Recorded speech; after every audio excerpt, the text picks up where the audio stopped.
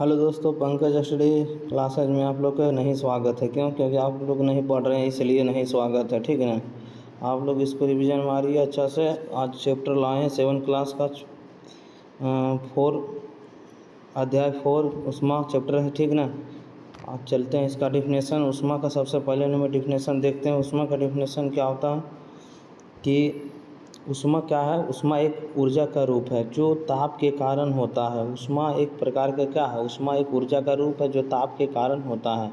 उन्हें बोला जाए नोट पॉइंट में कि किसी पदार्थ के गर्म या ठंडे होने के कारण उसमें जो ऊर्जा होती है उसे उसकी ऊष्मीय ऊर्जा कहते हैं। इसके सही मात्रक जूल होता है। एक और होता है कैलोरी में मापा जाता है। तो उष्मा समझ गए। तो उष्मा क्या है, तो उष्मा एक रूप है ऊर्जा का और जो ताप के कारण होता है उसे हम उष्मा बोलते हैं। उष्मा का ऐसा मात्रक क्या होता है, उष्मा को किस चीज़ में मापते हैं तो जूल और कैलोरी में मापा जाता है। अगला इसी पॉइंट में आता है कि ताप क्या है। ताप क्या है चलिए देखिएगा। ताप इसमें देखिएगा, ताप कहता है कि किसी वस्तु के उष्णता यानी गर्मी जिसे बोलते हैं हम लोग के माप को ताप कहते हैं। ताप का ऐसा मात्रक क्या होता है, ताप का ऐसा मात्रक केल्विन होता है। ताप का ऐसा मात्रक क्या होता है तो केल्विन होता है। क्या होता है तो केल्विन होता है। चलिए अगला पॉइंट देखिएगा क्या बोला है।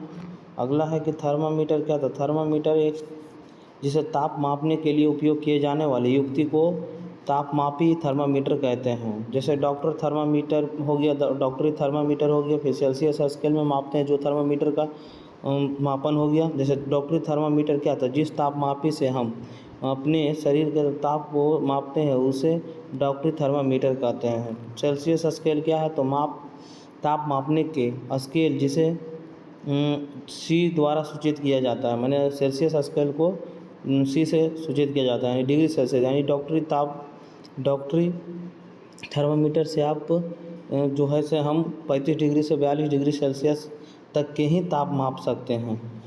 चलिए आगे देखिएगा इसमें क्या कहा। आगे इसमें कहा क्या कि आपके शरीर का ताप को सदैव इसके मात्रक सी के साथ व्यक्त करना चाहिए। मानव शरीर के सामान्य तापमान पूछेगा तो वो 37 डिग्री सेल्सियस होगा और फ़ारेनहाइट में पूछेगा तो 98 डिग्री फ़ारेनहाइट होगा। चलिए अगला देखिएगा पॉइंट क्या है कि मानव शरीर का ताप सामान्यतः कितना होता है तो 35 डिग्री सेल्सियस से 42 डिग्री के से अधिक नहीं होता, मैंने इसी के बीच के अंडर में होता है। मैंने एक सामान्य पूछा जाए तो 37 डिग्री सेल्सियस होता है। इसलिए थर्मामीटर का परिसर जो होता है वो 35 डिग्री से 42 डिग्री सेल्सियस होता है। अगला पॉइंट आता है कि प्रयोगशाला तापमापी क्या है, तो अन्य वस्तुओं के ताप मापने के लिए ऊर्जा तापमापी प्रयोगशाला तापमापी है। प्रयोगशाला तापमापी का परिसर 10 से 110 डिग्री से होता है। मौसम की रिपोर्ट देने के लिए अधिकतम न्यूनतम तापमापी का उपयोग किया जाता है। जैसे मौसमी का तापमापी के लिए फिर पता लगाने के लिए आपको न्यूनतम तापमापी का उपयोग किया जाता है। चलिए अगला पॉइंट देखिएगा क्या है। अगला है क्या कि उष्मा का स्थानांतरण क्या है। तो उष्मा एक जगह से दूसरी जगह स्थानांतरण कैसे होता है। जब किसी बर्तन का ज्वाला पर रखते हैं तो वह तप्त हो जाता है। उष्मा बर्तन से परिवेश की ओर स्थानांतरित हो जाती है। उष्मा सतह गर्म वस्तु की अपेक्षा की ठंडी वस्तु की ओर प्रवाहित होती है। इसी उष्मा का स्थानांतरण कहलाता है, उष्मा का स्थानांतरण। अगला है चालन। चालन क्या है, तो वह प्रक्रम जिसमें वह उष्मा किसी वस्तु के गर्म सिरे से ठंडे सिरे की ओर स्थानांतरित होती है उसे चालन कहते हैं।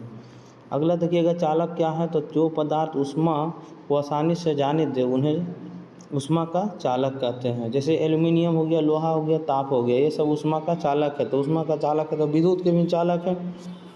अगला पॉइंट है क्या कि कुचालक, जो पदार्थ अपनी उष्मा को आसानी से जाने दे उन्हें उष्मा का कुचालक कहते हैं। जैसे में आपका हो गया प्लास्टिक हो गया, लकड़ी हो गया। जैसे कुचालक जैसे में आपका हो गया क्या, प्लास्टिक और लकड़ी। संवहन क्या है, तो संवहन क्या है, तो द्रवों तथा गैसों में उष्मा संवहन स्थानांतरित होते हैं। माने एक जगह से दूसरे एक जगह होना संवहन कहलाता है। जैसे द्रवों और गैसों का उष्मा का संवहन स्थानांतरित होता है उसे संवहन कहते हैं। चलिए अगला पॉइंट देखिएगा समुद्र समीर क्या है, तो समुद्र की ओर से आने वाली वायु को समुद्र समीर कहते हैं।